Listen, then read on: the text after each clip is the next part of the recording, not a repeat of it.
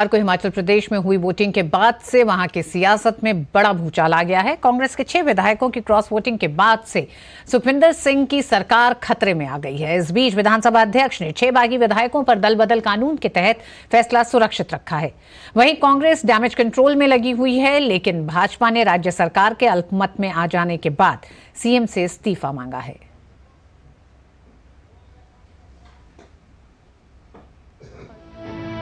हिमाचल प्रदेश में राजनीतिक उठापटक के बीच विधानसभा स्पीकर ने पूर्व मुख्यमंत्री जयराम ठाकुर सहित विपक्ष के 15 विधायकों को निष्कासित कर दिया है। इसके बाद विपक्ष की गैर हाजिरी में सदन में बजट पारित कर सदन को स्थगित कर दिया गया। हिमाचल प्रदेश में राज्यसभा चुनाव में 6 कांग्रेस विधायकों के भारतीय जनता पार्टी के उम्मीदवारों के पक्ष में वोट करने के बाद ये पूरा घटनाक्रम शुरू हुआ है। इससे पहले बुधवार सुबह नेता प्रतिपक्ष जयराम ठाकुर ने कुछ विधायकों के साथ राज्यपाल शिव प्रताप शुक्ला से मुलाकात की।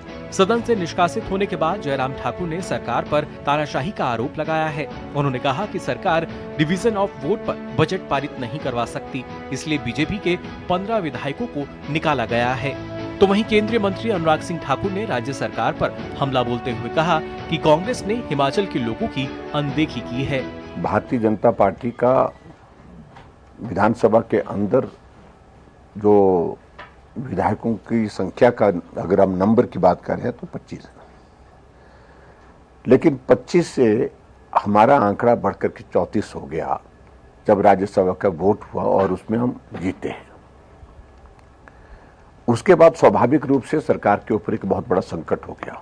15 विधायक आज, जिसमें मैं भी शामिल हूं, को सस्पेंड किया गया।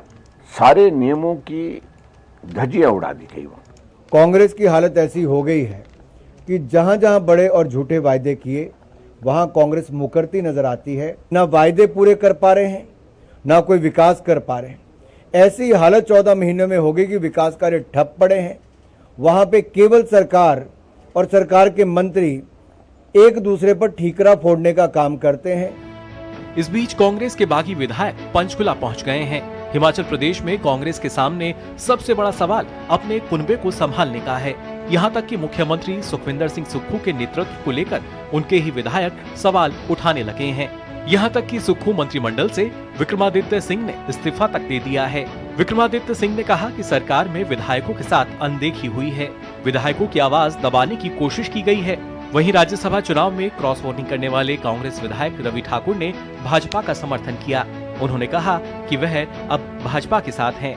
जिस तरीके की व्यवस्था पिछले 1 साल के अंदर सरकार के अंदर रही है, उसमें जो घटनाक्रम हुए हैं, जो विधायकों के साथ कहीं ना कहीं अनदेखी हुई है, कहीं ना कहीं जो विधायकों की आवाज को दबाने की कोशिश की गई है, आज उसका परिणाम है कि हम इस कगार के ऊपर जो है वो खड़े हुए हैं।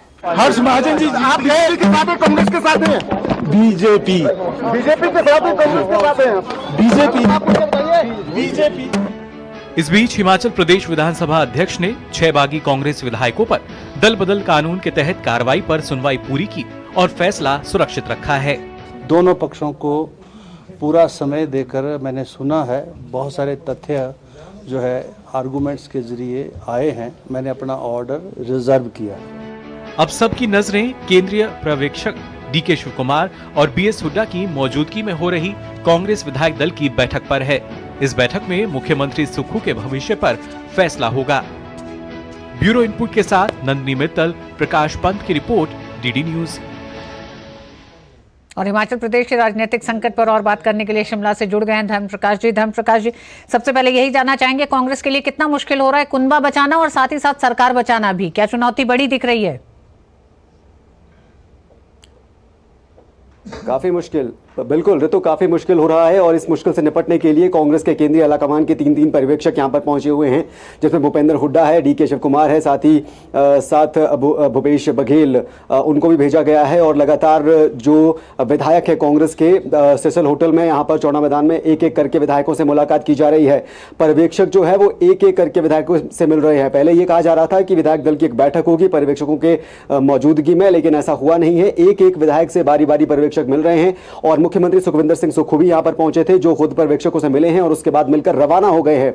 इस बीच बड़ा अपडेट आपको इस वक्त दे दे, विक्रमादित्य सिंह जिन्होंने इस्तीफा दिया था वो इस्तीफा उन्होंने वापस ले लिया है। अभी अभी कुछ देर पहले मीडिया से रूबरू होते हुए विक्रमादित्य सिंह और राजीव शुक्ला दोनों ने ये स्टेटमेंट जारी किया है कि विक्रमादित्य सिंह अपने इस्तीफे को एक तरह से वापस ले रहे हैं, उसे प्रेस नहीं कर रहे हैं और दूसरी तरफ उन्होंने ये भी कहा है कि वो सरकार के साथ हैं, लेकिन संकट की इस घड़ी में जो सरकार है वो प्रदेश हित के लिए काम करेगी, लेकिन उसके लिए सरकार का मजबूत रहना जरूरी है। ये भी विक्रमादित्य सिंह का बयान आया है। तो कह सकते हैं कि डैमेज कंट्रोल की जो कोशिश कांग्रेस की तरफ से चल रही है उसमें कम से कम विक्रमादित्य सिंह की तरफ से राहत उन्हें मिलती जरूर नजर आ रही है। लेकिन दूसरी तरफ जो 6 बागी विधायक हैं उनके बारे में फिलहाल कुछ भी कहा नहीं जा सकता है, क्योंकि बताया जा रहा है कि वो हिमाचल से बाहर पंचकुला हरियाणा में हैं और उनसे पर्यवेक्षक जो हैं वो किस तरह से संपर्क कर रहे हैं उसके बारे में अभी औपचारिक तौर पर कुछ भी स्टेटमेंट आया नहीं है। लेकिन ये जरूर है कि उनके मान मनोबल को लेकर और जो बाकी 34 विधायक कांग्रेस के हैं जिनमें से कुछ विधायकों की नाराजगी की बातें की जा रही थी, उनको मनाने की कोशिश एक तरह से